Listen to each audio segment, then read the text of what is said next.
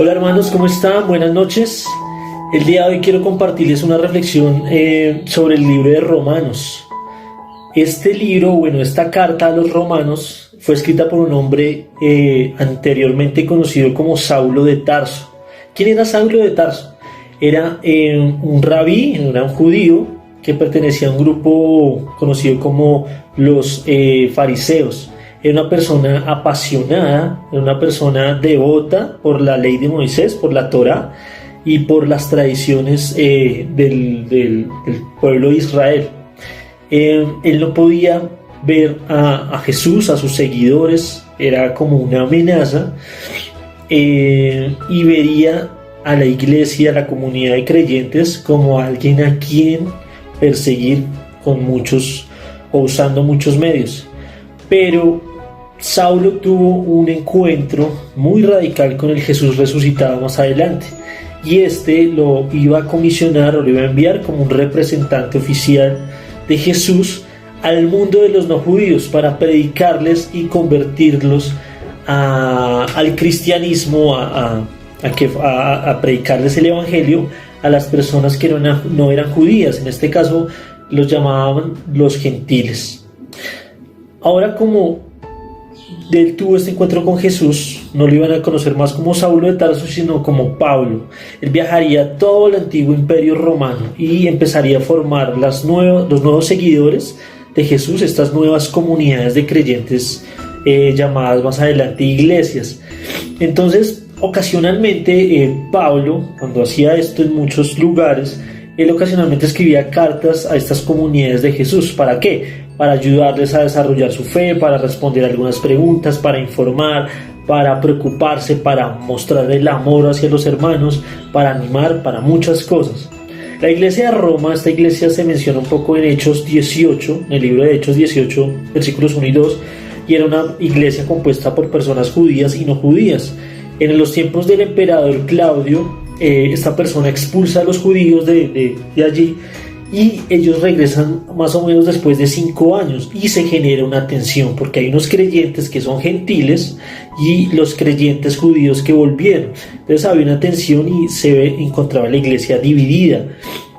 Hablaba sobre el día de reposo, sobre la circuncisión, sobre cómo comer ciertas comidas o cocinar comida kosher, entre muchos otros aspectos. ¿Qué quería Pablo? Él quería que esta iglesia dividida se unificara y usaba muchas cosas prácticas para eso.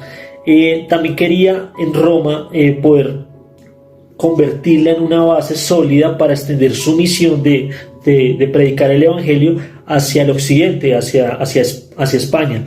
Esto lo lleva a escribir su explicación más completa del evangelio en el libro de Romanos. Las buenas nuevas, la gran noticia acerca de la vida, la muerte y la resurrección de Jesús.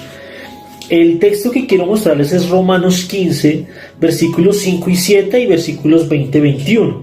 Acompáñenme a leerlo. En el 5 dice: que el Dios que infunde aliento y perseverancia les conceda vivir juntos en armonía, conforme al ejemplo de Cristo Jesús, para que con un solo corazón y una sola voz glorifiquen al Dios y Padre de nuestro Señor Jesucristo. Por tanto, acéptense mutuamente, así como Cristo los aceptó a ustedes para la gloria de Dios. Y el 20 al 21 dice: en efecto, mi propósito ha sido predicar el Evangelio donde Cristo no sea conocido, para no edificar sobre fundamento ajeno. Más bien, como está escrito, los que nunca habían recibido noticia de él lo verán, y entenderán los que no habían oído hablar de él. Romanos es un libro bastante grande, pero en Romanos 14 se venía hablando de cuidar a las personas, los hermanos dentro de la iglesia, el cuidado. Hay una frase que está ahí que es: más vale no comer carne, ni beber vino, ni hacer nada que haga caer a tu hermano. Y hay muchas afirmaciones en el cuidado de los hermanos. Yo quiero mostrarles dos cosas que veo a través de este capítulo 15. El primero es la unidad. Hay un deber de cuidar y agradar al prójimo, pero para su bien. Es una aclaración muy buena. Apoyar al más débil en la fe, soportar. Esta idea de fuerte y débil en la fe tiene que ver mucho con estar sometidos los unos a los otros, pero también en el caminar cristiano, en la experiencia, en todo lo que incluso habla Romanos 14. ¿Y cómo? Sería la pregunta. Llevando relaciones con honestidad, autenticidad, ser ejemplo como lo fue Cristo, acompañarlos en su camino, confrontándonos en una amistad también. No juzgar, cuando hablo de no juzgar es con una carga emocional negativa, buscando el mal de la otra persona. Jesús muestra en este capítulo que fue un servidor a los otros, y Pablo afirma, o lo que uno puede ver es que podemos ser diferentes, pero nos aceptamos los unos a los otros. Entonces el primer aliento es como unidad, y la segunda es la misión. Tenemos una misión como hijos de Dios, como personas que experimentamos el Evangelio, independientemente en dónde estemos, en el lugar donde estemos, los años que tenemos de cristianos, las audiencias, nuestros círculos, nuestra familia. Es un deber. Entonces la segunda es la misión, es un deber. Veíamos que en Pablo era un orgullo para él hablar del Señor Jesús. Confiaba mucho en los hermanos, les hacía muy, muy claro esta confianza donde podía ser iglesias, comunidades. Después se iba a un tiempo y enviaba esas cartas para animarlos, como les decía. Sabía quién era él sabía quién era, cómo podía saber de sí mismo en Cristo Jesús.